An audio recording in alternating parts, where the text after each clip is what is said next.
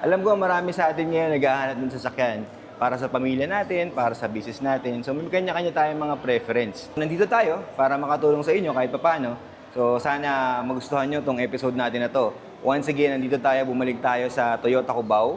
And this is a good review once again for us kasi this vehicle is very common now sa mga daan natin. Madalas ko siyang nakikita. So, alam ko na madami din ang nagtatanong sa inyo kung ano ba yung meron to. Binigyan tayo ng chance ng ating kaibigan.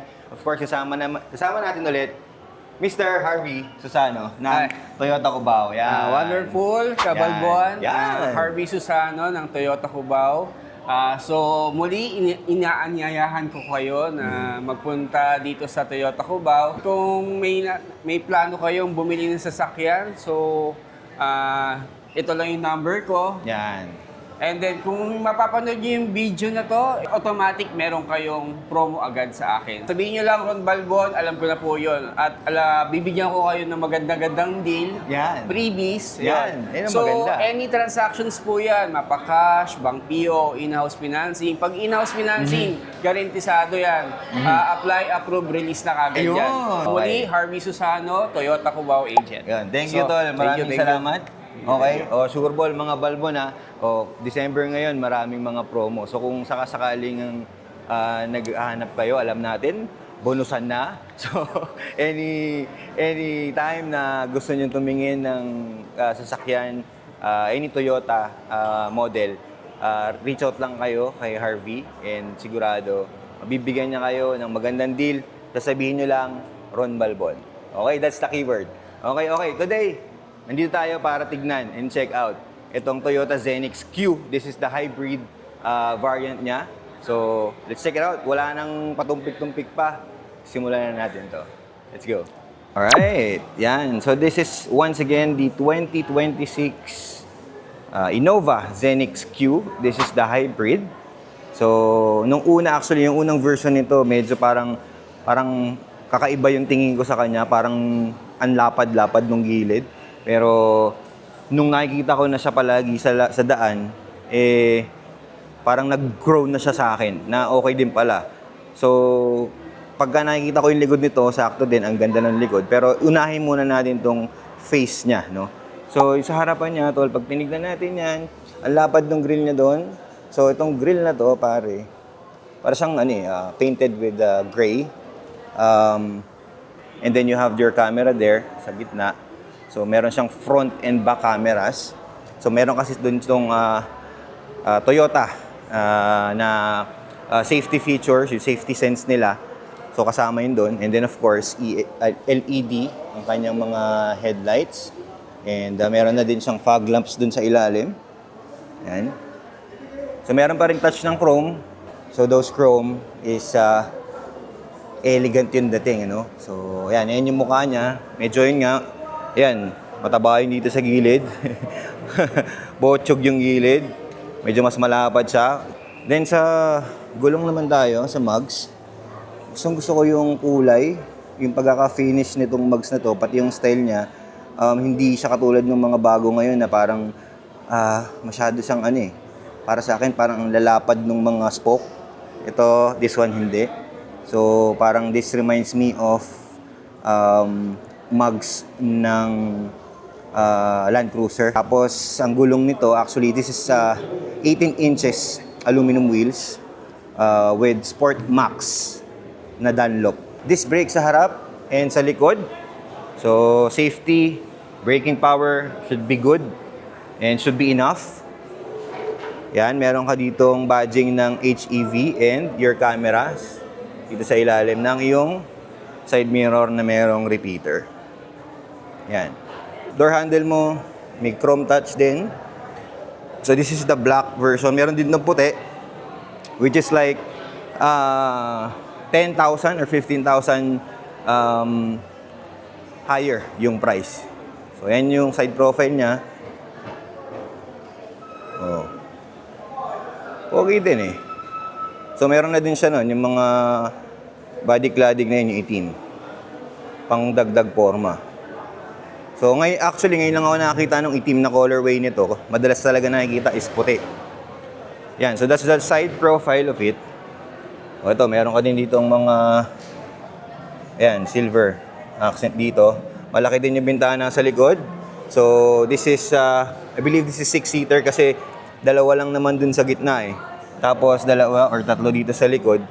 So, malaki din yung bintana nung para dun sa third row. Next, dito tayo sa likod. Ayan. Ito yung kanyang profile. Oh, so medyo mas malapad siya versus dun sa Innova na nauna dito. And mas gusto ko yung style niya. Yung dito sa part na to malapad din dito eh. So, pati yung ilaw, medyo may pagka, LC inspired para mga ganun ha. Eh yung tingin ko lang ha, based from my perspective ha. So, yan, ayan yung likod niya. Meron ka na ding parang built-in spoiler na dito, shark's fin antenna. Tapos yung third brake lamp mo nandito sa taas. Ayan, ito may camera na rin dito sa likod, oh. Ayan. So kasama na yan dyan. It's all stock. Ayan. Tapos, of course, your Q, HEV badging here. So yan lagi titignan mo. Pagka nasa likod ka ng Zenix, malalaman mo kung hybrid siya. Pagka meron siyang ganyang badging. And then, of course, your Innova Zenix dito sa gilid. Sa baba naman, meron ka din mga sensor, syempre, parking sensors. Tapos ito, reflector. And then, design na lang yan, mga aesthetics. Tapos plastic yung ilalim. Yung spare nito, spare tire, nasa ilalim. Yan, dito. Diyan yung spare tire niya. Sa ilalim. Yan. Ayan yung sa likod. So, gilid. Ganoon na din naman dito sa gilid. Same lang. So, tara, mas maganda makita natin yung loob kasi especially itong sasakyan na to is for family or maybe somebody who is an executive pero mas prefer nila yung Toyota versus sa iba pang mga brand or sasakyan. Mas gusto nila yung ganito. Okay? Tara, silipin natin yung loob. Okay, opening it. So, yung kanyang pintuan, these are leather wrap, pare, with stitching. So, siyempre, malambot sa pakiramdam. Yan, and then, but here, plastic na ulit to. Ito, mga plastic yan. Siyempre, for durability. Siyempre, alam naman natin ang Toyota. Meron siyang quarter panel dito para sa visibility mo. Ayan. Then, pati yung dashboard, ito, may touch of leather. Itong mga gilid-gilid, may mga detail pa rin. Tapos meron kang cup holder dyan. Yun. Wow, ang ganda. Neat, tignan. Kumbaga hindi mo siya mapapansin talaga. And madali naman siyang hugutin. Tink, tink. Di ba? Aircon vents, ayos. May mga control ka dito for your adjustment for the headlight. Ayan. Automatic headlight, meron ka din. Tapos yung switch mo para sa iyong pintuan sa likod. So, yung for trunk or yung rear na pintuan. Tapos yung view, pwede mo din yan ma-check dyan. Then, silipin natin ngayon tong upuan. So, automatic to. Eh, medyo, wala lang, hindi lang naka-on, pero this is automatic, itong driver side. And, brown and black na leather seats. Ang ganda ng kanyang feel and quality. Kitang-kita mo yung quality niya. So, masarap tong upuan for sure. Mamaya titestingin natin. Pero yan, maganda yung quality niya sa upuan. Tara, pasukin natin. Pakita ko lang sa inyo din yung steering wheel. Meron kang digital cluster doon sa gitna. Meron kang computer and then meron ka ditong analog gauges sa magkabilang gilid. And ito yung gitna. Siyempre power. Meron kang start-stop button dito. Siyempre keyless na to. Ayan. Okay. So you have your shift gear lever. CVT, tol. This has a CVT transmission. Tapos meron kang parking na electronic parking brake, brake hold, and then yung mga drive modes mo nandito din, EV, and then yung traction control button mo dito. Dito sa baba, meron ka ding charger na Type C. Tapos meron din ditong port for Type A na USB. Sa gitna, meron ka din cup holders dito, tol. So, dalawa malaki. Plastic. So, ito lang yung piano block niya, hindi dito sa ibabaw. Pero dito sa baba, wala na siyang piano block. Yan. Yan yung kanyang loob. And if we go inside, tara, pasok tayo. So, ganito lang sumakay. Hindi naman siya ganun kataas. So, no need na to have grab handle dito. So, pakinggan natin kung ano yung tunog. Okay, Toyota. Yes. So, yan. Ganito yung kanyang driving position. And since this is CVT, tol, napansin ko nga, meron pala siyang paddle shifters dito. So, masarap tong bitbitin, lalo na pag manual mode mo. Ito, dito, sports mode. Pag binaba mo yan dyan, pa! Ito na gagamitin mo ngayon, lalo na pag nasa expressway ka, no? So, yan, ganyan, leather wrap steering wheel, and you have a lot of controls here, kasi dami nga niyang safety features, meron siyang lane tracing, and then meron din siyang adaptive na cruise control. So, ayos na ayos yun. Dito rin, syempre, yung control mo for infotainment system. I believe this is the 10-inch infotainment system nila na may Apple CarPlay and Android Auto. So, okay na din. Compatible kahit anong Android or Apple user ka. So, positive ka na. Yung kanya mga button dito sa gitna, sarap din naman pindutin. Tatagal. Alam naman natin tatagal. Of course, this is Toyota. And maganda naman siya tignan. Hindi naman siya hindi pong parang masikip. Pagka nandito ka sa loob, visibility-wise, maayos. Dahil nga meron siyang mga quarter panels dun sa gilid ng pintuan, which you can still see a little bit more than yung sarado yung dito sa gilid, di ba? So, mas ayos siya tignan. Tapos yun nga, yung feel mo dito sa dashboard, okay din. And then your armrest here, leather wrap din na side, yung kanyang style ng pag-open, going to the side. And malalim din. Yan. Malalim din naman siya. Tingin ko marami kang malalagay. Yan. So, ito, ganito. Sa upuan, yun nga, nabanggit natin kanina, masarap naman siyang upuan since leather wrap siya and okay naman, malambot. Okay yung cushion niya, dito, lalo na yung dito sa gilid, syempre. Ayan, ganyan. Ganyan yung position mo. So, tingin ko, family driver ka, meaning ikaw yung tatay. So, okay din to. Okay talaga siya. Kung features-wise dito sa loob, kung ayaw mo ng masyadong mga madami talagang pindutan, it will just you know, provide you the service that you like for your family, na wala ka ng iba pang mga iintindihin. Ito, ganito, sakto yung ganito sa akin, di ba? Meron pa rin naman siya mga physical button dito sa taas sa may infotainment system niya, so okay din. Yung kanyang hazard button, kakaiba din. Parang rubber na something, pero matibay naman siyang kung pagka pinindot mong ganun. Oh. Maganda siyang pindutin. Para tatagal talaga. Heavy duty. Okay, so una natin naman dito sa taas. Meron ba siyang vanity mirror? Yes, meron. Tumpak, positive, good vibes. Dito naman sa passenger side, meron din. Kaso nga lang, hindi, may ilaw siya. Ito, meron siyang ilaw dito. Meron siya. So, automatic to. Pag inopen mong ganun, pack. Kasi wala naman siyang button. So, I would think na pagka binuksan mo siya, dapat mag-open. Di ba? So, dito sa gitna, wala siya nung lagayan ng salamin natin, tol. Wala. Pero meron siyang mga button dito for the lights, dome lights. So, dito, tsaka yung dito sa likod. Hanggang sa likod naman may mga ilaw. Madaming ilaw to. Maraming visibility. Tapos meron siya nito, mic. Mic to pati dito sa kabila, meron din siyang mic. So, yan, ito yung headroom mo dito pag ikaw yung driver. So, okay naman, para sa akin, safe naman siya. So, dito sa gilid, meron kang 12 volt socket dito sa ibabaw. Meron kang storage dito. So, for example, may lalagyan mo yan ng pang charger ng cellphone. Pwede mo dito nalagay yung cellphone mo. Lagayan ng wallet, and anything na pwede mong ilagay dyan. Tapos dito sa compartment, okay, very good. Dampened yung kanyang glove box. So, nice.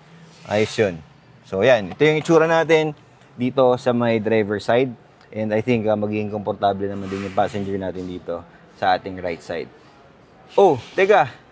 Baka hindi ka pa nakasubscribe sa channel natin, tol. Kung mahilig ka sa mga ganitong episodes, sa ganitong mga videos, sa mga sasakyan, please consider subscribing to our channel. And I'm happy to announce sa mga subscribers na natin at sa mga magiging subscribers pa lang natin na we are on the road to 6,000 subscribers. So target sana natin this year, bago matapos yung taon, maabot natin yung 6,000 followers or subscribers milestone.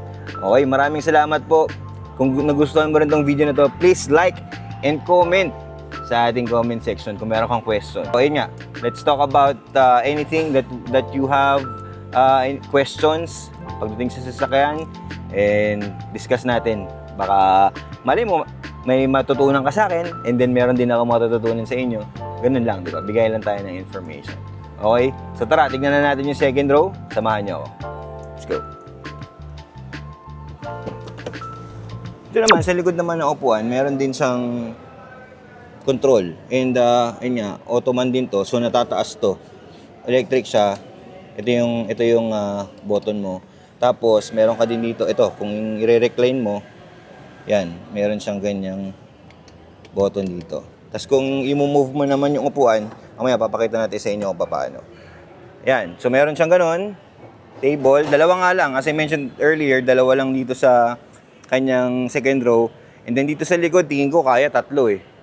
So, mamaya iaangat din natin yung upuan yan. Papakita natin sa inyo kung paano sumakay. Dito sa likod, pasok tayo, tol. Okay? So, syempre, mostly, syempre, mga bibili din ito. Pwedeng executive sa opisina, mga ganyan, mga senior citizen natin. So, eto, ganito yung itsura niya. Nakita natin, madali lang naman sumakay. Kasi nga, mas mababa yung kanyang ground clearance. So, two-seater, again, ganyan kalaki yung kanyang headroom, maluwag naman. Tapos ito, meron kasi itong electric nga. So, naiaangat to. Wala lang yung susi natin ngayon, pero hindi ko ma-demo sa inyo eh. Pero, electric to, electric powered. Tapos, yun nga, meron kang sarili ditong table. Pero ito yung pagkakaiba niya, actually ito, may table siya, may dalawang cup holders dito. Ang pagkakaiba niya dun sa unang version nito, wala yung wireless charging. Ito, meron na tong wireless charger dito sa kanyang tray. So, madali lang naman to din tupiin kung sakaling kailangan, kung di mo naman siya kailangan or may papasok dun sa likod, madali naman siyang tupiin, madali din siyang buksan. Ganun lang. So, Niron pare, napakaluwag. Walang magiging problema. So, ayos na ayos. Hawak ka lang dito. May sarili kang air vents dito. Meron ka ding ilaw. Magkabila, meron. And then, meron pa rin naman siyang ambient light dito sa may gilid mo, sa likod. This is unlike before na sa mga Innova na kasi nga yung aircon nun nandito eh. Pag hindi ako nagkakamali. Basta meron siyang paikot na ganun na ambient light. But this time, ito lang. Dito sa gilid, magkabila. Dito lang yung ilaw niya. Tapos meron ka din ditong, ano to? 4 kilograms na pwedeng sabitan. Kung na malengke si tita, si mami, si lola, dyan mo isasabit. Pwede ka magsabit dyan ng karne o gulay. Ha? Tapos meron ka din ditong controls, of course, para sa aircon mo. On, off, auto. So, most probably, this is a dual auto na aircon. So, meron ka ding dalawang USB Type-C na slot dun sa baba. So, kung mag-charge ka, kung wala, hindi, syempre, yung mga oldies natin, hindi pa naman yan masyadong techy, hindi naman nila kailangan yung wireless charging, hindi kable muna gagamitin. Meron pa din, di ba? So, may option ka kung sakasakaling mag-charge ka dito sa gitna. Okay? So, yan, ganyan lang siya.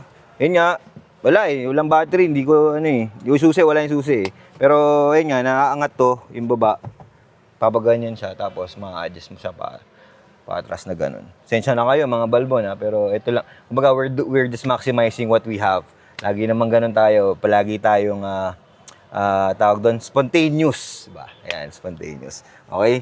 So tara, tignan natin kung paano pumunta doon sa likod and paano minumove tong mga upuan na to. Tara, pakita ko na nga sa inyo. Tingnan mo. Ito. So yung kanyang adjustment dito at saka yung dito sa likod, electronic yun. Pero yung movement niya, forwards and backwards, is manual. Meron siyang lever dito sa gilid. Tapos yan, ganyan. Gaganyan mo siya. Tsaka ganyan. O, di ba? Pero yun sagad sagad na ganyan. So tara, tignan natin kung paano makapasok sa loob. Yung Q nila, Q variant nila is actually, automatic na yung tailgate niya. So, with the press of a button, aakit na yan at saka bababa. Ngayon, papakita ko sa inyo paano ba binubuksan yung likod. And syempre, ipakita ko na din yung kung gaano kalaki yung space dito sa likod. So, this one, meron siyang board dito. And again, yung kanyang spare tire is nasa ilalim. So, may storage ka dito sa ilalim na to. Dito sa ibab. Dito sa ano na to, part na to. Meron kang storage dyan. Tapos, ito, para saan ba to? Meron siyang headrest na nakahipit dito.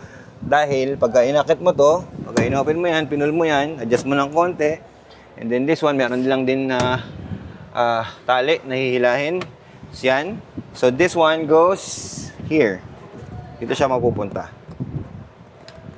Yan. So, yan yung headrest nung nasa gitna. So, basically, tama nga tayo sa ating hinala na yun nga, 3 yung pwede dito sa likod. Yan. So, ganyan. Tara, pasukin natin yung kanyang third row. If you want to go to the third row, ganito yung gagawin natin. So, yun nga, manual yung kanyang trigger to the seats para pumunta siya dun sa harapan, pinakaharapan. Yan, there you go. Meron naman tapakan din dito sa gilid.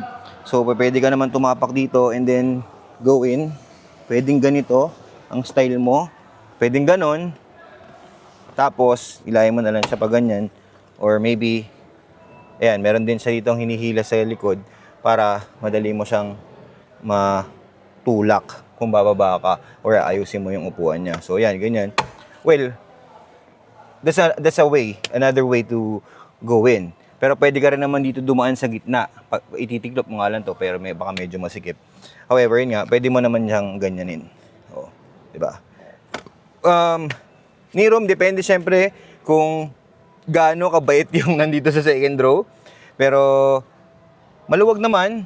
Headroom, okay, pare. Tapos, meron ka ditong 12 volt socket. Lagayan ng bote, ganyan. Tapos, pwede mo din tong higa pa Higa pa natin. At baka kaya pa. Ayun. Pwede pa nga. Wow. Oh. Maluwag, tol. Positive pala.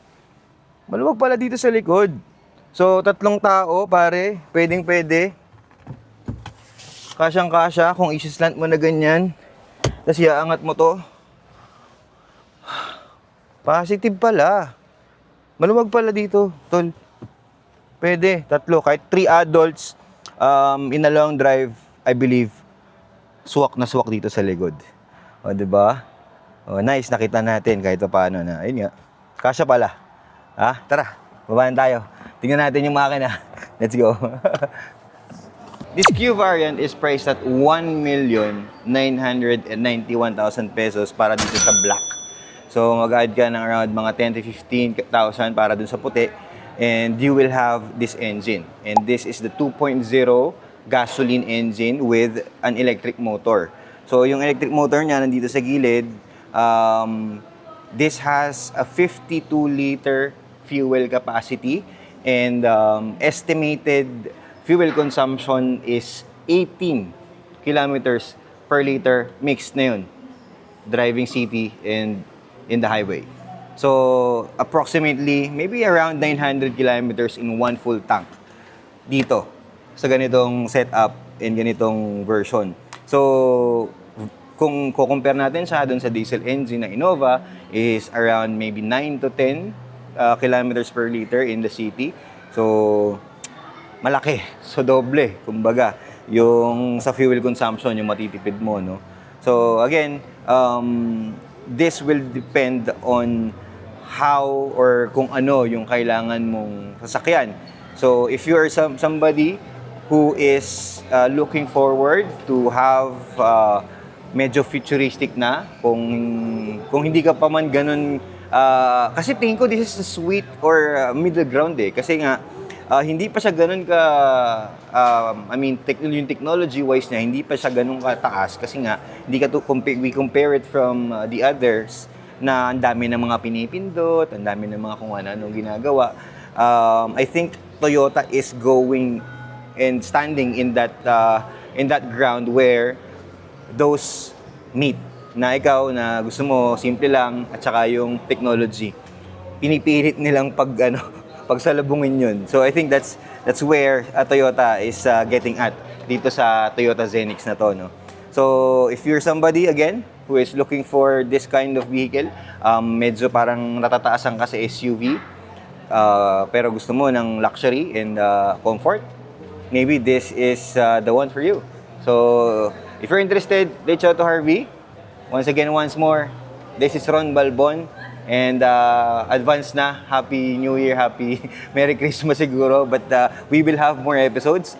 So I hope I see you guys. Again, subscribe if you're not yet subscribed. And just comment down below any suggestions or any message na meron ka. Sabihin mo lang sa akin and we will discuss it. Alright? Okay, mga balbon. Paano? Tara! Sa tagumpay.